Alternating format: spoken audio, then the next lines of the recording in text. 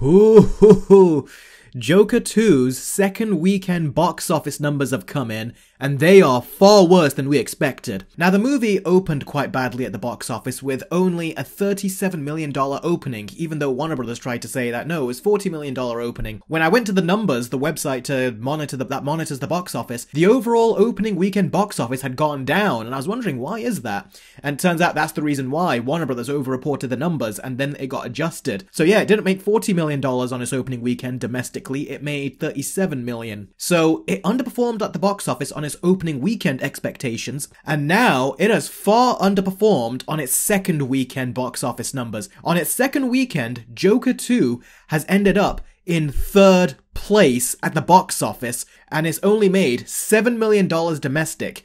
That means that it has dropped a massive 81% of its viewers. So, damn, an 81% drop. That is like an unprecedented low, especially for a movie this big, especially even more when you take into account that its previous movie was a smash hit and made over $1 billion. This movie was destined to basically do, if not the same numbers, at least great numbers on its own regard. But it's not. These are some of the worst. To put it into perspective for you as to how bad these numbers are, this is actually the worst second weekend drop for a DC movie ever. The previous worst drops for DC was The Flash, which dropped 73% on its second weekend, and The Suicide Squad, which dropped 72% on its second weekend. Now, with The Suicide Squad, there are extenuating circumstances. First of all, it was COVID, so less people were going to go to the theaters at the time because we were still deep into it. Second, it was rated R, so again, during COVID, every viewer counts, and less people were going to go in if the movie was rated R. And the third reason is because the movie was on it was released day and date on HBO Max at the time. So a lot of movies that year from Warner Brothers were failing at the box office or massively underperforming because of the fact that people could watch it safer at home than in the theater. So I don't think The Suicide Squad would have done a fantastic job at the box office, even if there was no extenuating circumstances, but I think it would have done pretty good, as opposed to terrible, which it did. But that was not its own fault. So yeah, that is a massive drop for those movies, and Joker had a bigger drop than those two films. But it gets even worse. The Marvels had a massive 78% drop, and this is 3% a higher drop than the Marvels. This is shocking.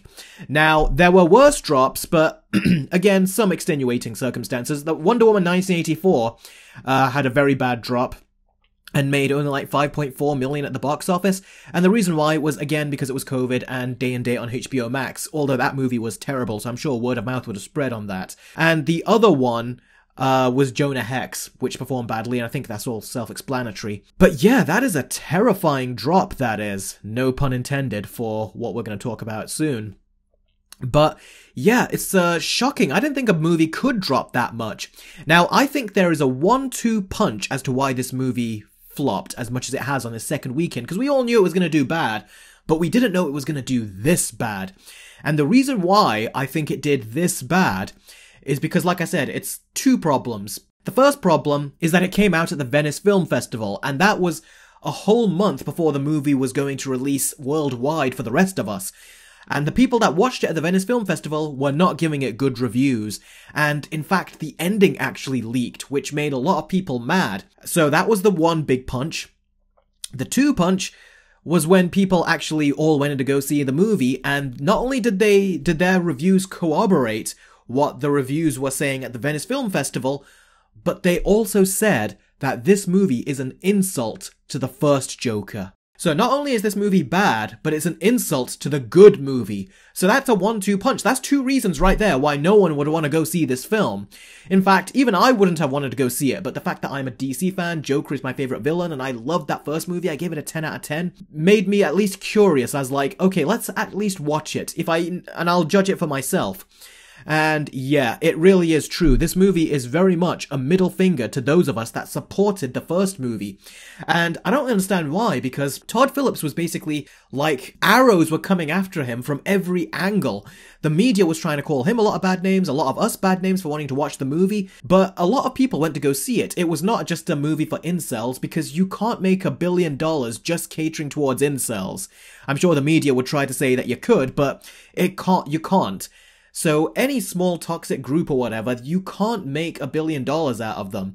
You only make $1 billion if the movie goes mainstream, and mainstream audiences embrace the film, which they did. So that's why the movie made $1 billion, and all of us went to go support the movie and were making arguments for Todd Phillips, for the movie itself.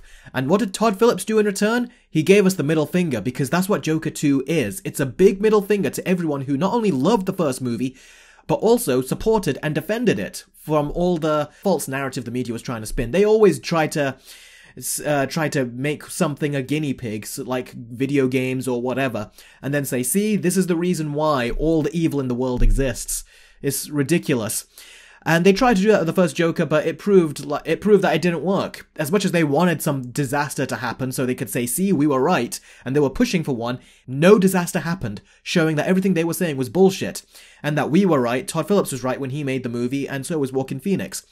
But for some reason, Todd Phillips seems to have said, I'm not looking at that as a victory. He instead seemed to look at it like, yeah, we need to sort this out. So the movie, this one, was all about undoing what the first movie did. And no one liked that. Unsurprisingly.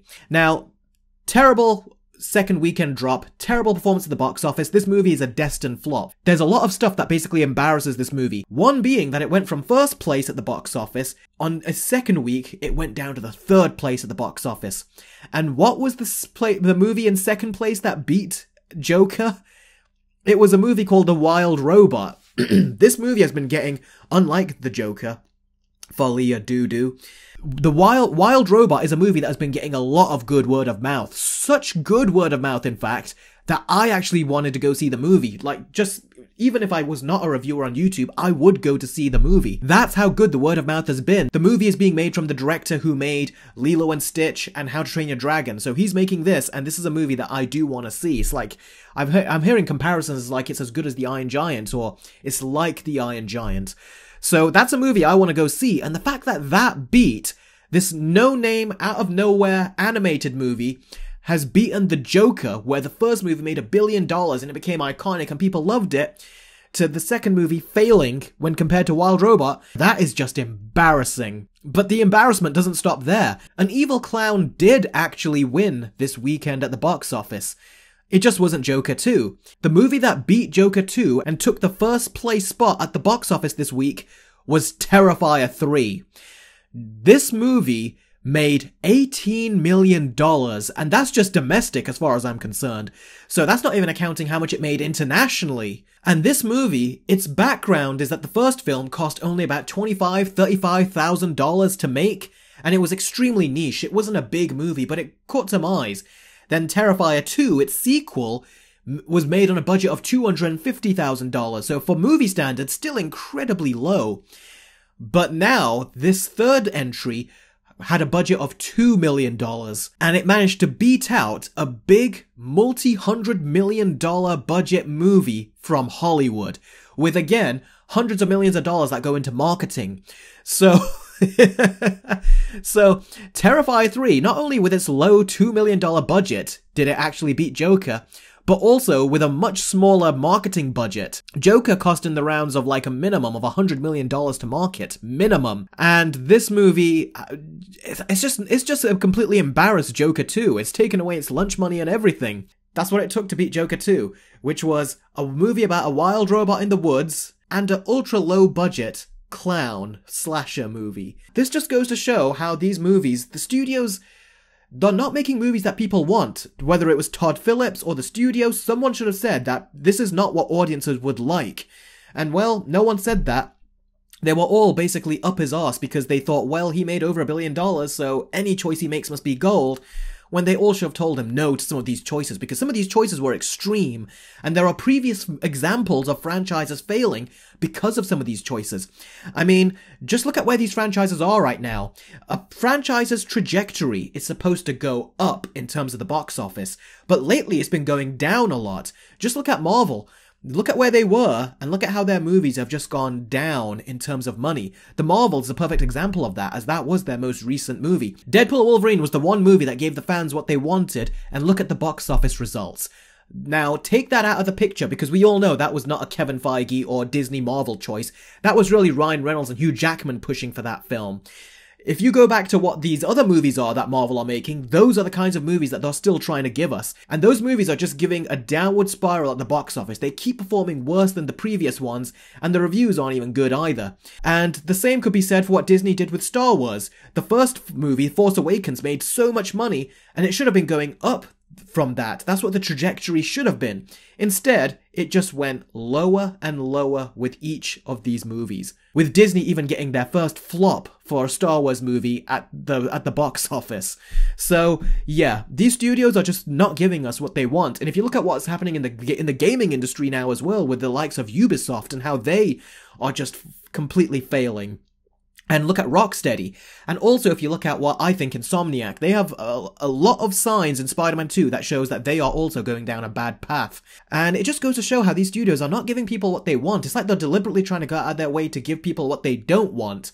And then they complain about it when they make less money at the box office. So yeah, they really have brought this on themselves. Everyone was all backing the first Joker movie, and when they heard there was a Joker 2, everyone liked what they saw in the trailers, so if the movie gave us what the trailers were advertising to us, then yeah, I'm sure they would have liked it. But instead, they didn't. They gave us something that none of us wanted, and now it's all flopping. Todd Phillips, Joaquin Phoenix, their reputation is really pretty much tatters now, when it was just at an all-time high because of the support we all gave that first movie. And well, in response to that support, Todd Phillips gave us the finger with Joker 2. And well, in your own words, Todd, or your own written words, you get what you fucking deserve. There is no getting worse than what you are getting now with the box office of Joker 2. So, thanks everyone for watching. Stay tuned for my versus video of Joker 1 versus Joker 2, where I go into my opinions and deep thoughts on both movies. And also, be sure to hit that subscribe button if you haven't already, so you can stay up to date with my future videos, including more videos like this one. Consider becoming a patron member, and also hit that YouTube join button, so you get tons of trailer reactions and additional content, such as early access videos, and also your name in the credits of my versus videos. Thank you very much for watching, everyone, and I'll catch all of you very soon. Take care.